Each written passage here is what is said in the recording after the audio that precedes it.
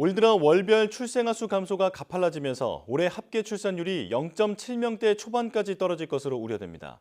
출산율이 반등하지 못하면 2040년엔 유소년 인구가 현재 절반 수준으로 쪼그라들 것이라는 전망까지 나옵니다. 보도에 오인석 기자입니다. 올해 8월 출생아 수는 1년 전보다 2,798명이 줄며 33개월 만에 최대 감소폭을 기록했습니다. 출생아 수는 11개월째 감소세가 이어지고 있습니다. 5달 연속으로 월별 출생아 수도 2만 명에 못 미치면서 올해 합계 출산율이 자칫 0.7명 아래로 떨어질 수 있다는 우려가 나오고 있습니다.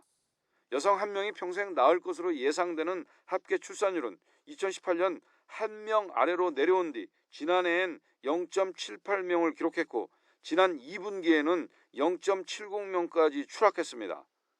통계청은 3분기 감소율과 4분기에 추세적으로 출생아 수가 적은 점을 고려할 때 올해 합계 출산율이 0.72명을 넘지 못할 것으로 내다보고 있습니다.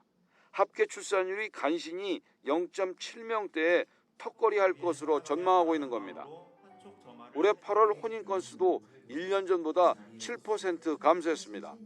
최근의 혼인 건수와 출산 의향, 높아지는 평균 출산 연령을 고려하면 합계 출산율 반등은 쉽지 않을 것으로 보입니다. 올해 합계 출산율이 0.6명대로까지 떨어질 것 같지는 않습니다. 하지만 청년들이 경험하고 있는 일자리, 주거 이런 문제들은 여전히 심각한 상태라서요. 가족 친화적인 정부 정책이 절실하다고 보입니다. 출산율이 반등하지 못하면 오는 2040년엔 유소년 인구가 현재의 절반 수준으로 줄어들 것이라는 전망도 나왔습니다.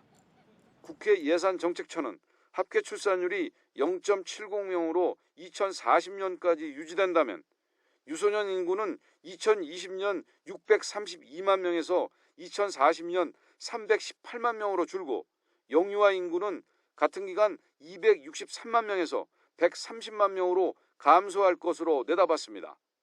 사망자 수가 출생아 수를 웃돌면서 인구는 2019년 11월부터 46개월째 자연 감소가 이어지고 있습니다. YTN 오인석입니다.